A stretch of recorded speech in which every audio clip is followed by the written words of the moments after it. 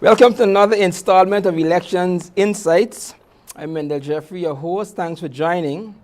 And as we continue down this path to Elections 2025 on September 1st, we continue to interview some of the finest representatives of the respective political parties.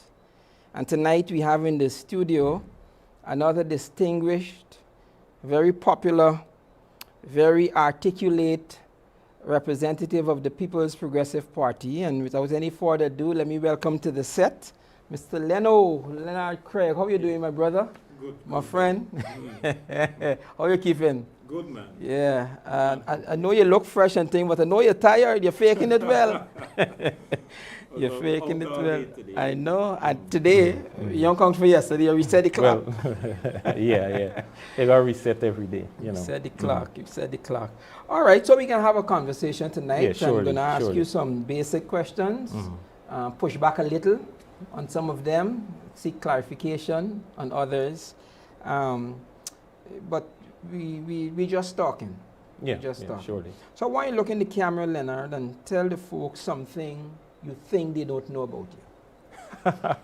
I often see that my life or the public aspect of it is on a lamppost, and what is there to know is already there. But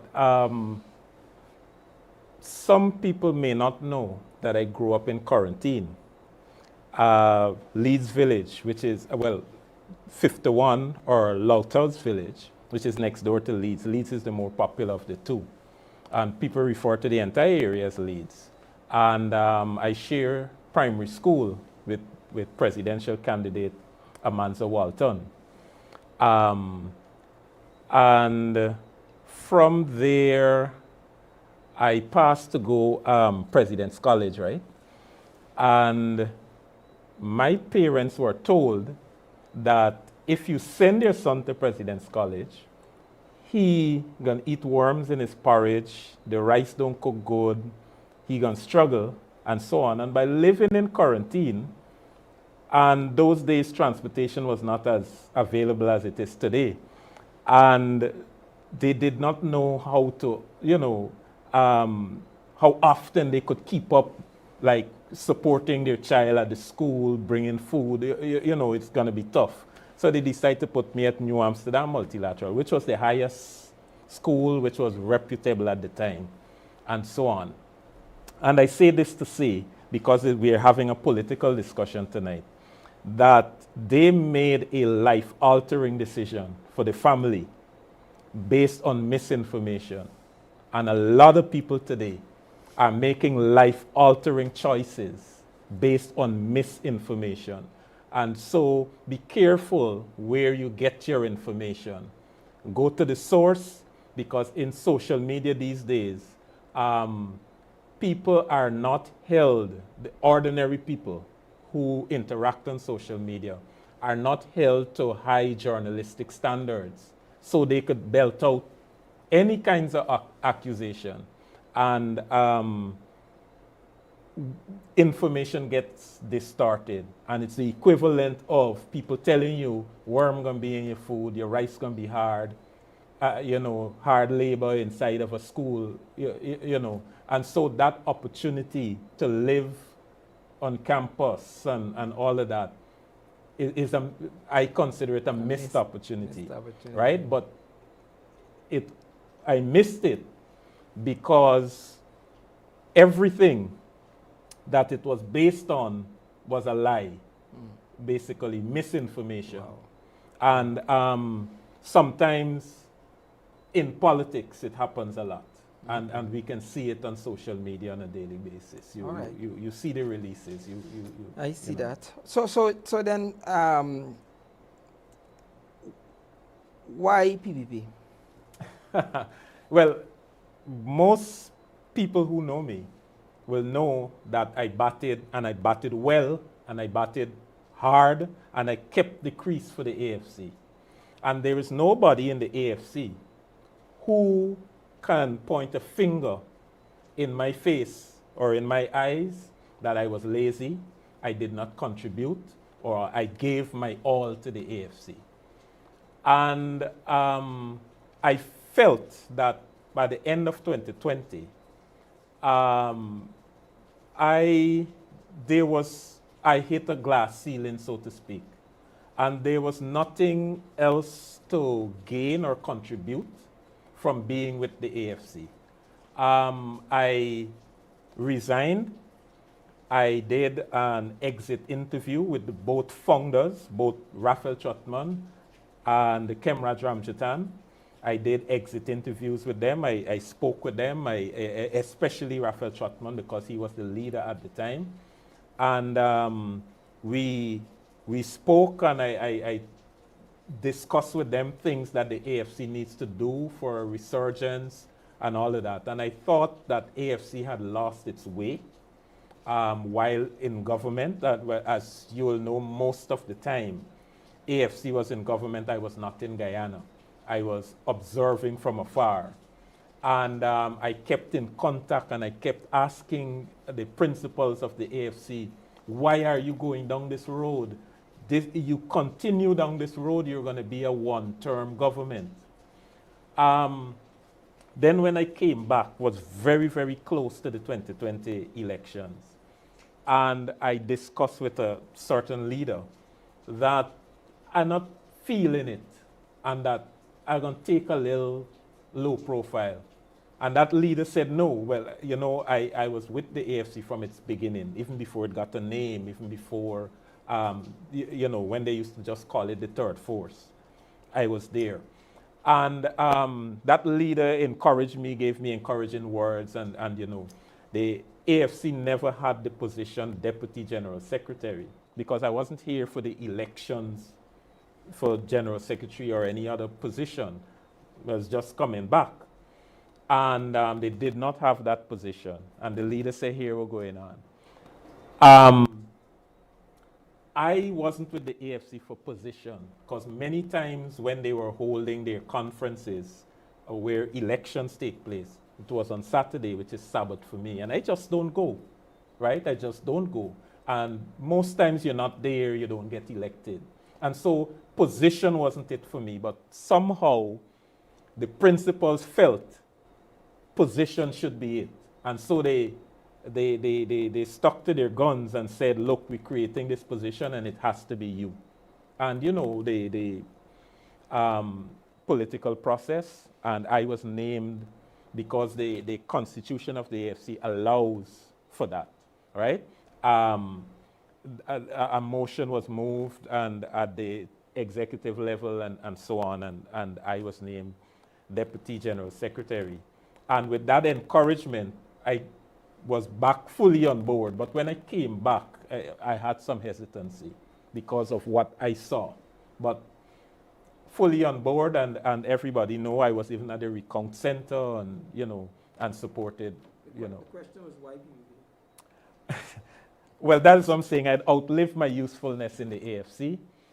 And when in 2020, I decided to walk, I was invited by the GS of the PPP, which is GS Jagdeo. And I went to his office, and when I got there, he said, look, I got 15 minutes. We're going to wrap this up quickly in 15 minutes.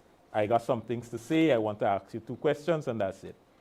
But as we started talking, that discussion went to about an hour, 45 minutes to an hour, somewhere thereabout. I believe he found substance in who I am and found substance in what I was saying. And then he outlined the vision that the PPP is going to pursue. He spoke about more inclusiveness, reaching out to Afro-Guyanese, how the PPP was a little lazy. That was not his word, but that's my word. The PPP was a little lazy in dealing with Afro-Guyanese. The PPP was not aggressive in responding to lies being told that they are racist and things like that.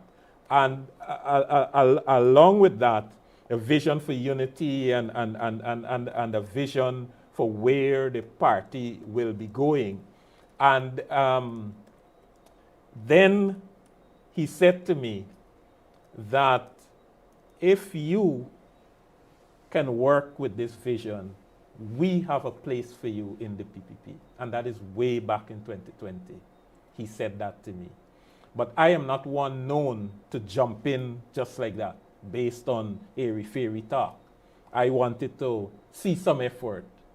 And even though it was COVID and all of that, I sat out a little. I did not participate in any political thing. I didn't even make political comments on Facebook during that period between 2020 to 2022.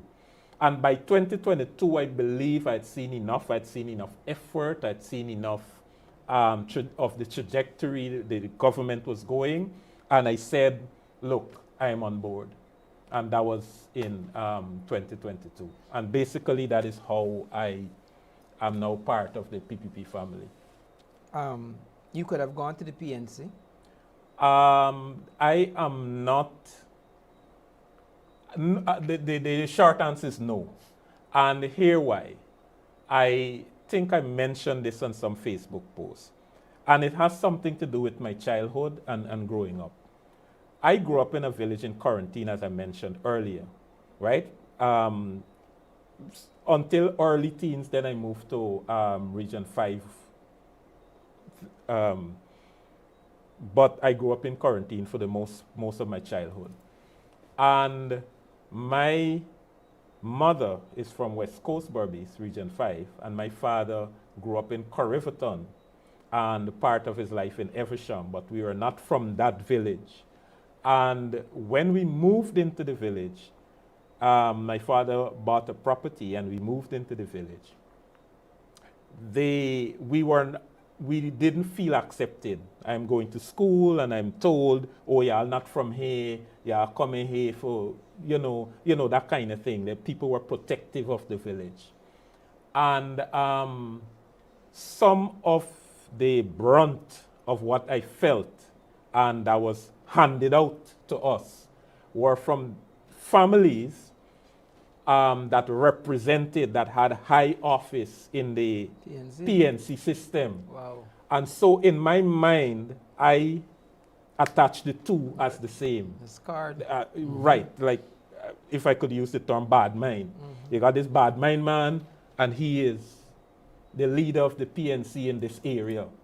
And that affected me a little. But on the other hand, there was a PPP guy. I always struggle remembering his first name, but his last name was Singh. His daughter was in my class, Nardevi Singh, and he was the chairman, the regional chairman of Region 6. And they used to call him Jagan. That's how deep he was in the PPP. But this man represented kindness. The man represented openness to people, but I was a child. And that was the impression that was left with me. And I'll tell you this part too. When I left secondary school, as I said, I went to school in New Amsterdam. I went to Freedom House in New Amsterdam. Went up the steps, I could remember it like yesterday. Went up the steps and I said I came to join the party, but I want some information. But apparently the person who was holding the office was not much of a people person. And the way he presented himself was a little torn off. And so I thought I would, because I always liked politics. I used to sit by the radio, listen to Burnham's speeches, old speeches, and so on. And I was not going to be in politics because I didn't like that reception, and the PNC was never part of my consideration. Then my next encounter with political parties was with the GGG after the PNC lost. With Green. Yeah, when Green was running in 94, I was just a youth. And Green was running in 94, and I remember the South Rumveld Bus Park was opposite the court, not where it is now. And I was standing there waiting for a vehicle, for a bus. And Hammy was walking down the street, and he was wearing all white shoes, white pants, all white. Yep. And he stopped, and he said, "Young man, how you doing?" And we had a discussion. And he said, I like how you talk, you know. He said, you are aware of politics. Why you don't come and join us? And he gave me an invitation to come and so on. But I was just from Berbice into Georgetown, really didn't have time and all of that.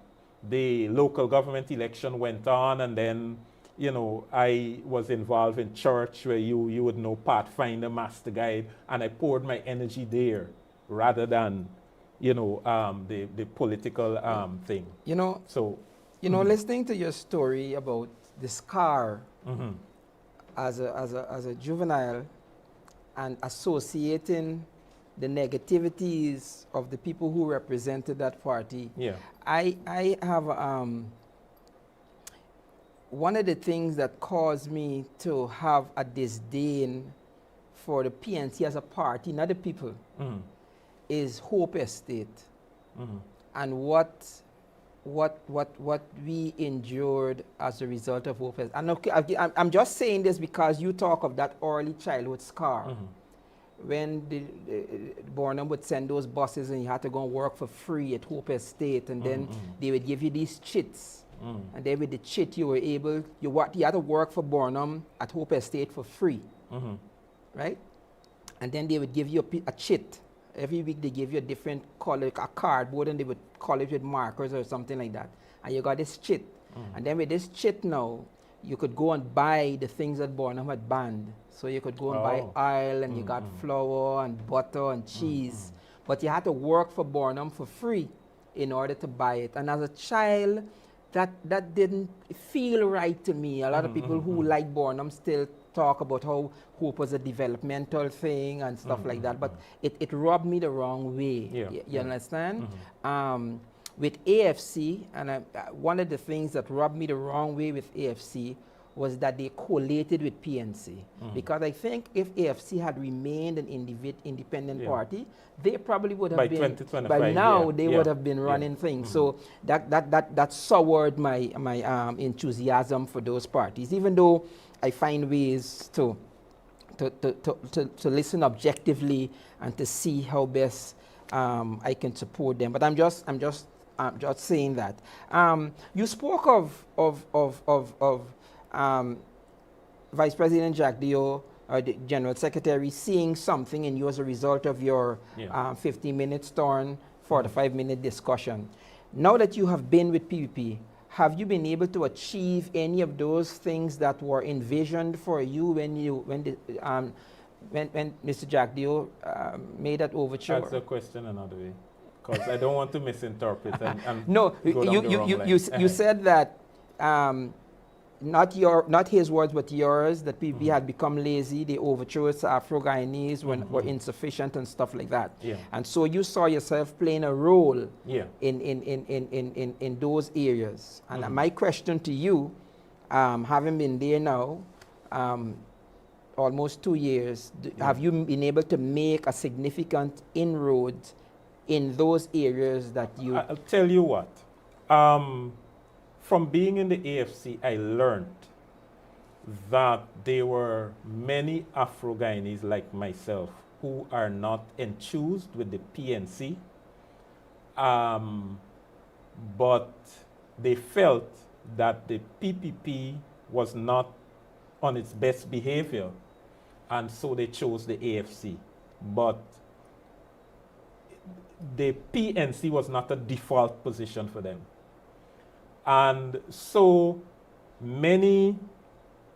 there were many Afro-Guyanese, especially young ones, who have never voted for the PNC. And I don't see the PNC making that calculation. And so they assume that they're Afro enclaves that are 99 or 100% APNU property, right? And so if people respond differently to APNU or choose the PPP, you get called a lot of names. But as to whether the PPP's plan to engage Afro-Guyanese, we can see it every day now. In 2020, I couldn't see it. And I often share with friends of mine, and I'm speaking about this for the first time in public, that there were 2 times when I thought, I mean no disrespect, but I'm going to call him by by a single name, his one name. When I thought Jack Deo was a madman.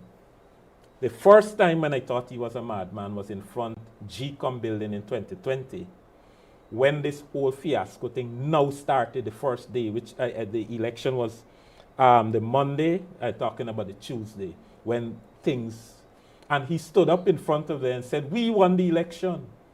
And he said, the press asked him, I was standing 2 feet away from him. And the press asked him, how do you know you won the election? He said, we got our SOPs. And they said, how much you won the election? But he said, I'm not allowed to say because we signed a code of conduct saying only GCOM could announce the results. But he said, we won the election by more than what APNU AFC won it by in 2015. And I stood there because, as far as I understood, APNU AFC won the election. And I was looking and said, this, standing 2 feet away from him, saying this is a madman. And the second time I thought he was a madman was in one of the discussions I was having with him back in 2020, because we met quite a few times, not just that once. And he said, Lenonard, because that's how he refers to me. He said, I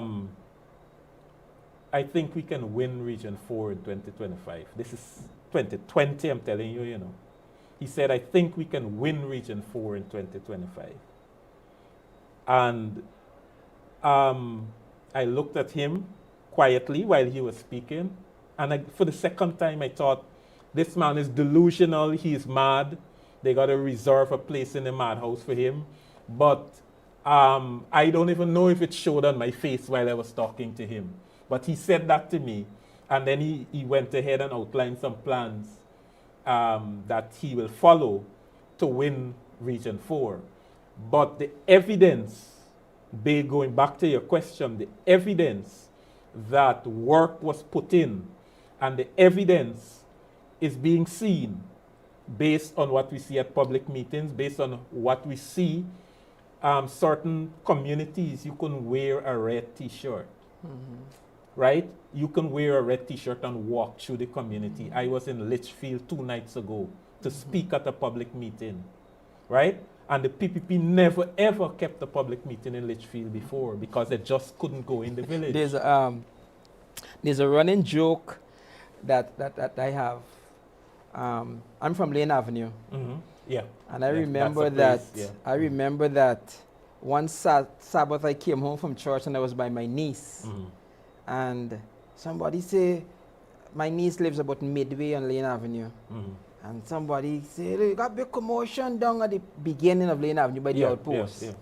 And when I got there, I realized what was happening. It was during the 2020 election time. And the PPP vehicle to put up the flags and thing was trying to come on Lane Avenue. Dalrymple's sisters and them were a part of it. And the folks on Lane Avenue blocked them. Police had to come and all kind of things. So I took out my phone now and I'm videotaping. I'm saying, look, you know, give everybody a chance. And say, oh man, I'm from Lane Avenue. I grew up on Lane Avenue. The people wanted to beat me. Now Lane Avenue is a PPP. It's just a PPP show. One of the PPPs that they made some inroads. Let me ask this though. I met a elderly lady who I assumed, and from conversations we had before, she never really told me who she's voting for. But from conversation we had before, you can tell where her leaning is.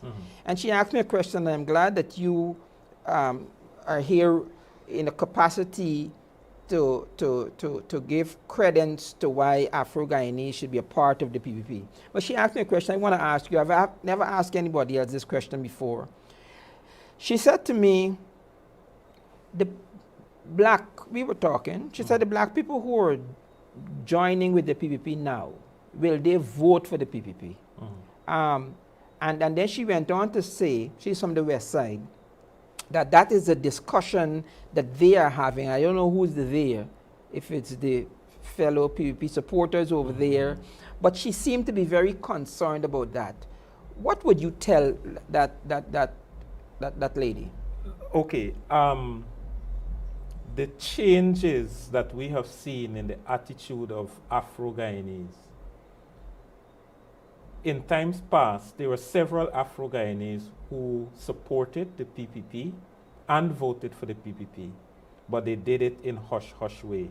They went to the PPP rally, put on the T-shirt while they are at the rally, and then they would take it off, put it in their back pocket or in a little side purse, because they don't want anybody in the village to know they are supporting the PPP. But today, I walk through villages in the entire Region 5, which is where I'm based most of the time. I did some visits in Region 6, right? Region 3. And when you move across the country, people are just openly, you can even see it on Facebook, people are openly defending. And you are not going to defend something that you haven't invested in for yourself. Secondly, there is a hatred train going on from the other side, from supporters or non-PPP Afro supporters. They are attacking people and calling people names. Now, let's assume for 1 minute that some of us Afro-Guyanese were Trojan horses. Let's assume for 1 minute, right? And we pretend we're following the PPP, but we're not going to vote. When people like David Hines come up and call me a lick bottom, I going back to sit down and vote for the party that David Hines is a leader in? How am I doing that?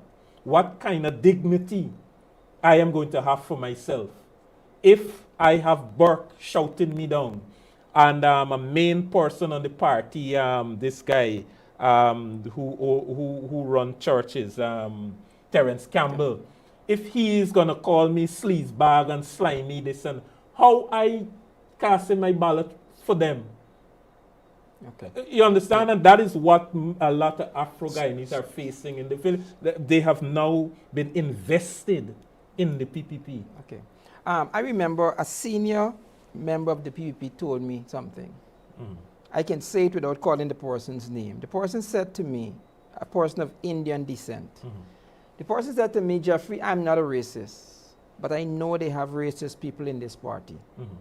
I have a very close family member who understands that he should probably support the PPP. But one of the things that caused him not to support the PPP is because he went to apply for a loan. And he said that the only reason he didn't get the loan was because he was Afro-Guyanese. What do you say to persons who associate the challenges of racism with the PPP party, particularly as an Afro-Guyanese supporting that party? All right. In the PPP, I would be naive to believe that there aren't people who are not comfortable with the deluge of Afro-Guyanese coming into the PPP. Because over time, you can get comfortable, not that you are a racist, but you can get comfortable with the community that you're accustomed to working with. And so when people of other communities come, it makes you feel uncomfortable.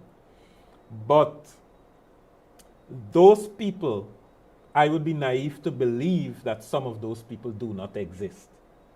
Those people will exist in the PPP. But that is not part of the PPP's apparatus. Just imagine that the PPP is sitting down to make a policy for Guyana and saying, you know what happened? We are going to make a development bank, but in this development bank, we are not going to look after black people. I can't imagine the president, the vice president sitting down making a policy like that. Okay, I want to stay with that for a while. There is something in America that was designed to kind of level out the playing field between the Afro-Americans and the Caucasians. And it's called affirmative action. Affirmative action. Do you think that there should be some discussion about affirmative action? And let me tell you why I'm saying that. When you talk with folks, the young man and young lady from Lane Avenue who now have contracts to build a bridge and a road, or to get a contract to get other guys with cutlasses and forks and pitchforks to clean drains. And then you have another company where, because they have the money, they can go to the bank and say, look, we got a contract to clean the drain, but they now have collateral, they can get an excavator, all right, of a certain ethnicity. In order for the Afro-Guyanese to catch up, do you think that there should be a discussion in Guyana as it relates to some kind of affirmative action to balance out that financial disparity that now obtains? I write for the Chronicle every Monday, and I've written about 3 or 4 articles on that.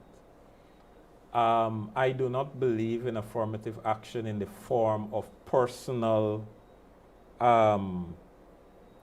designed for the person. I believe in affirmative action designed for communities. So let me just give an example. Afro-Guyanese were marginalized in areas like agriculture, and it not necessarily have to do anything to do with the PPP. It had to do with what was handed down to us from colonial times. For example, the people of Victoria tried to farm their backlands, and the people who control the water used to flood them out, so they couldn't reap as they should.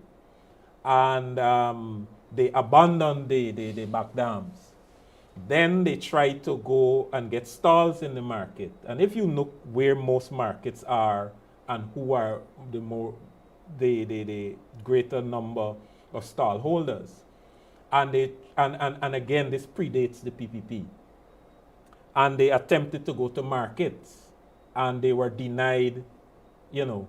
So what they, especially women, started to do, put baskets on their head and walk through the villages and sell. You know, and we got the famous song, "Go Get Your Mangoes, the Market Women Cry." So they would walk down with baskets on their head and and sell their produce, because they couldn't, you know, though that was the area of marginalization, and those are the areas I believe. So how you envision it? How would you suggest that it be done? Because it's obvious, like I said, my close relative believes that while he sees the infrastructural work and what is happening, he's still not inclined to support the PPP, because he is saying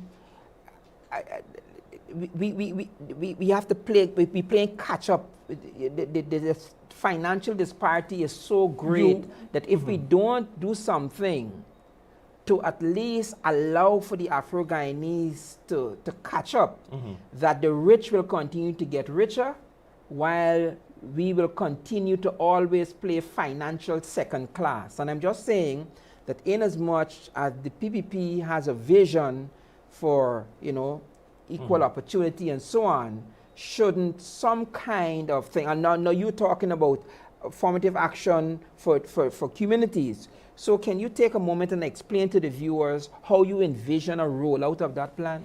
Now, there are certain things that are equalizers kind of in society. And I think some of the groundwork are already there. For example, when you look at a scholarship, gold scholarship, for example, the majority of people who apply and gain scholarship are Afro-Guyanese.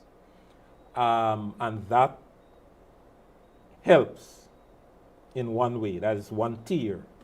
Then you look at house lot allocation. even if there was a skew in the past, from what I have seen, there is an understanding and an appreciation that generational wealth could be created through house and land. And people of all races have equal access. And for example, a program, just give you an example. Most of the people who live on Front Road, for example, are Afro-Guyanese. And they could never own that piece of land they're on because it's a dam next to a trench. Moving those people systematically and putting them in a place where they have title for a land can change their circumstance, not, you know, both for themselves and their family. So when you link education with housing, and then there would be a development bank. So all you need to go to the development bank to access finance are good ideas. You don't have to have collaterals and all of that. The government will use a portion of the oil money, put it aside to be used as collateral on your behalf. So you can go, even if you don't have machinery and what have you, you can go. If you have a skill, let's say you acquire skill, and you're saying, I want to use this skill, it's reputable, I've worked in this organization for 10 years, I was the main road builder in whichever big company is building road, but I now want to branch off. So me having the skill is not in question. I now need finance. I want to buy my first excavator. Okay. All right? So you can move. But if you add that to the community thing that I'm talking about, so that the people can see value in going back to the land, you know, and a lot of money is spent on doing that. Okay. Then, you know. All right, so let me see if I could continue on that trajectory there. As you talk about squatters, we just had some folks from the APNU speaking with them. And one of the plans that the APNU has is that they are going to provide not just house lots, but houses, that's in their plan, to persons over 18 years old. And it would not be to where they have to first provide the funding. I'm not too clear as to how it will work, but I'm from Lane Avenue, where there are squatters at the back of Lane Avenue, across the trench on Lane Avenue. And attempts were made before to move them. And some of them did accept house lots and move. But the understanding or the reality is that if you give me a house lot, I was squatting. So if you give me a house lot, where am I getting the funds from to build on the house lots? How do you envision the people? Well, I can tell you in this term, yes, based on what's in the manifesto, and you go down, you dig a little deeper, because the manifesto could only go so far. But if you drill down a little deeper, core homes, I think the number is 40,000 core homes will be built. And the majority of those core homes will be built in Region 4. And if you're going to build the majority in Region 4, the majority of people who will access them will be Afro-Guyanese. One of the challenges for people in Lane Avenue, as you mentioned, to use that example, is that people are hesitant to move out of Georgetown and go on the outskirts and so on, because all they know is Georgetown and so on. Community. And they can walk from Lane Avenue to the market, and it doesn't incur a cost. They can, you know, and that is all they can imagine their life is. So we got to help people reimagine their lives and where they can live. Now a whole swath of land will be opened up You know, the Arbubaco Road have to will go go all back. the way out, Correct. a large swath of land, and that's close enough to Georgetown. And many Afro-Guyanese, some in Lane Avenue, I will want to benefit. suggest, because I've lived in Barbados, I've lived in Trinidad, I lived in North America for extended periods of time, and the government is going to have, any government is going to have to, they're going to have to be heavy-handed in some of these developmental push. I remember that they had a situation right downtown Barbados, and the government had to come in and through prescriptive rights, clear out a number of people and then build these high-rise apartments that some of these very people who were initially moved can come back in now, but not only them, because they went up with them. I'm thinking that that probably needs to be a consideration for any administration which is coming in. I was in Trinidad during the time of the Brian Larimer Promenade. That was just a shock. And I remember the whole upheaval that came when the government came in and had to move all those quarters, and now you have the Brian Larimer Promenade. It's beautiful. I'm saying that some of these housing areas, these squatting areas, the government, once they create living quarters, and I think that, you know, the question is always the chicken and the egg, which comes first. But I think if you build these high-rise buildings to accommodate these people, then you have to mandatorily move them.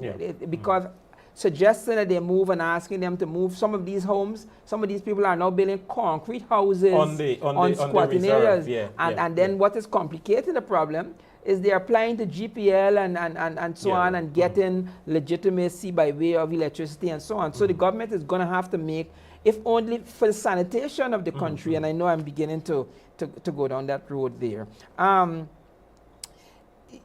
The other parties who are trying to compete with PPP for the management of this country, they're saying that the PPP can give out more money than they actually giving out. They're saying that when they look, of course I keep asking them, where is the proof, not anecdotal proof, but where is the economic proof that these things can happen?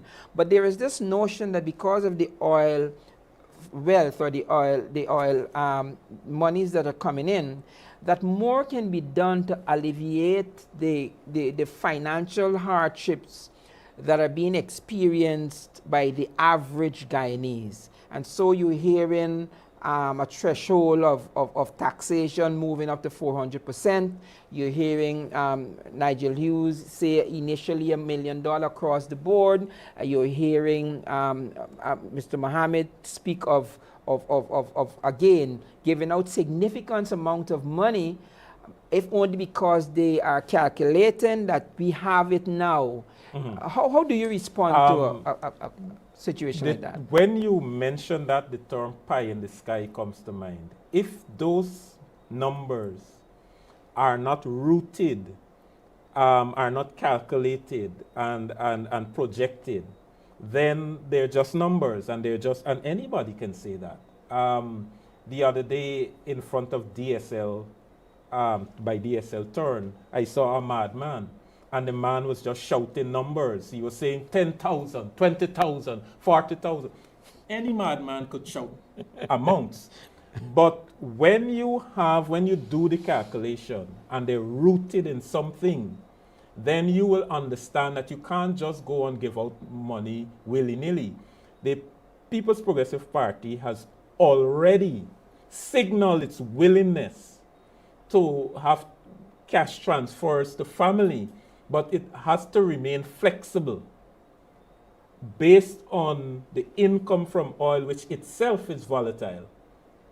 Based on income from oil, you determine how much you will release as time goes by.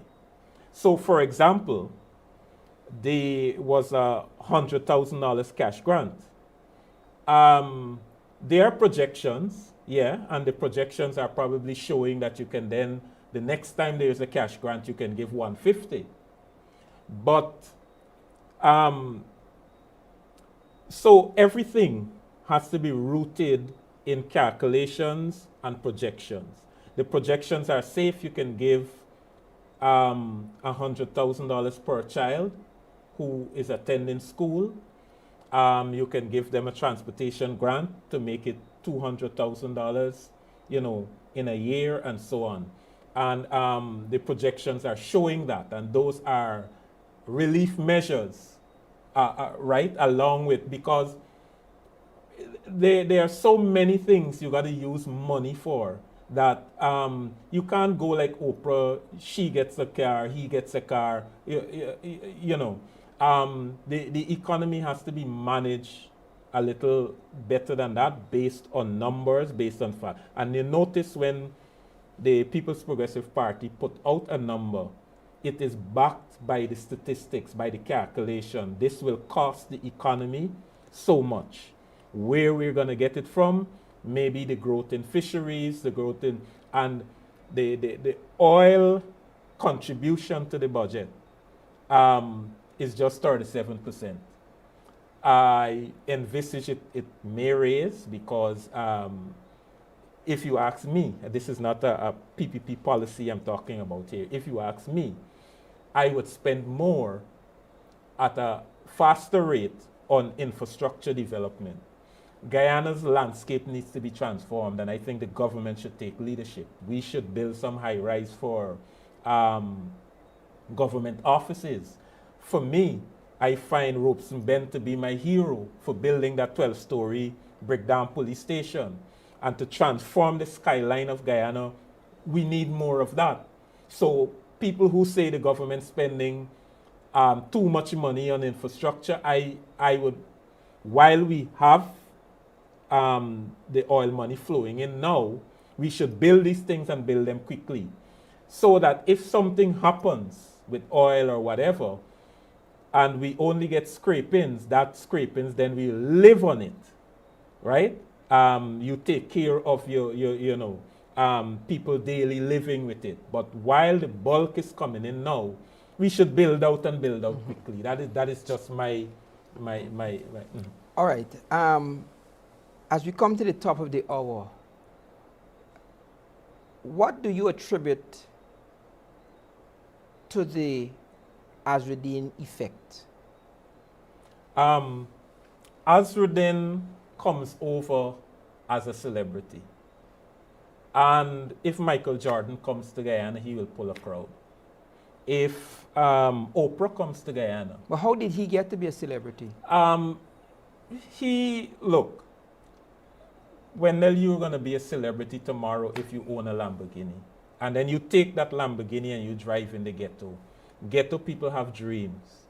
And usually, sometimes, I shouldn't say usually, sometimes, people who are of meager means and meager existence dream big and attain. And if they don't dream for themselves, they want to be in the company of those who attain. So if Michael Jordan was to come and walk through places in Guyana, he will pull a crowd. So but you think it has nothing to do with his buying building a home or giving a car to a businesswoman or buying a wheelchair? Yes, some of that helped with his celebrity status, because that is what people see celebrities do. You own this big fancy house, and you got 20 cars, including a Lamborghini and whatever else. The guy is a handsome guy. He dressed neatly, and he has that celebrity aura about him. But that does not translate to votes. Even some of the people who go out to see him, they just want to catch a glimpse. And many people are interpreting that to mean political support. And we are not able to separate what is celebrity support from political support. And so some people run away with the idea that Azruddin is I believe that crowd, whatever following he has and all of that through social media and all of that, about half of that is due to the celebrity effect. And we yet to decipher what is the political effect, because we know lots of people are being paid for performing and for being around and for going out and share flyers and so on, whereas other parties, it is voluntary. So you don't think that he would affect either the APNU or the PPP's supporters? I think he will affect the APNU support base, because the APNU did not provide leadership for its base. And its base is looking for leadership. And in looking for leadership, some of the base are saying, hey, we are not going to vote for the PPP. That's a base who would not have voted for the PPP anyway. And they are disenchanted with their party, the PNC, and they find Azruddin to be convenient, right? You know, it's convenient, and so it is the PNC who will suffer the greatest loss for Azruddin being in the race. All right, so let's end with a question kind of that we began with. You are with the PPP now, having looked at the trajectory of the AFC and determined that you didn't like where they were going. Are you open to assessing the PPP critically to make a call as to the possibility of you not supporting them if you don't like where they're going? I do that every day and all the time, but I will tell you this. I consider myself a politician. I consider myself a political activist. And when you are a political activist, you do not critically assess your party in public. You go to your leaders, you approach people at whatever forum is available to you. In some cases it's personal, and in some cases it's an open forum, and you make your contribution there. And what I'm doing now is no different from what I did with the AFC. And people say, oh, you see this going wrong in the PPP and you're not saying anything. But I didn't say anything while I was in the AFC either. What I said it internally at the forums available to me. And the AFC people know. They can tell anybody who willing to say that I held their feet to the fire day in and day out. And I believe I'm doing the same. I'm no different. I'm the same person. But when you become an activist for a party, you don't go on in the open. You wash your laundry, right? your dirty laundry. Anybody who wishes for an activist class of person to do that, that person is a hypocrite. The people who are supposed to do that are the people who are in civil society, people who are in business and so on, lawyers who are part of the bar association and things like that. But if you're an activist in a party, you don't, you know, fair enough. Standard. So 2 other submissions to you. One is, on a scale of 1 to 10, how apologetic are you with your comments that you made the other day by way of being taken up and being resurrected? I promise not to on a scale of 1 to 10. I promise not to speak on that thing, but I do not believe it is something that a person should apologize for. I think it is something you should acknowledge, which I did several times in programs that are aired with lots of viewers. One of the programs that I was on got over 70,000 views, right? Which is top of the line for viewership from Guyana. And I said I accept that I went a little too far with respect to what I said, but I don't think it is something that needs an apology. It was in the heat of the moment at a campaign rally, and you know, the words, unplanned words, were blurted out, and I accept that, you know, I went too far. The joke was corny, and some people feel offended, and I also gave an undertaking to be more careful with my words in the future. Fair enough. All right, so let me do this finally. Look into the camera and tell one person why they should vote for PPP. Now, I would like to tell people that you have to critically assess. I am I am a Bible believing person, and the Bible says, would you go and buy a parcel of land without checking it, without examining it? Examine all your parties. Examine the land you're about to buy, you're about to invest in, because this is an investment for your future. And I go back to the story I started with, that my parents made a decision, a life-altering decision based on misinformation. And people should not make that mistake. This election, what is at stake is life-altering for all Guyanese. And if you take it lightly, right, and you mince matters with your vote, Guyana could be a different Guyana if another party runs Guyana than what it would be if the PPP administers this country. Thank you very much. Pleased to be here. I want to thank you very much for joining us on Elections Insights. Thanks for joining us. Please join us again for our next installment. Remember that this forum is open to any political party. We'll have a discussion as we normally have. You'll just contact the office to book an appointment, and so we can sit down and talk. Until the next installment, God bless you real good. Bye-bye.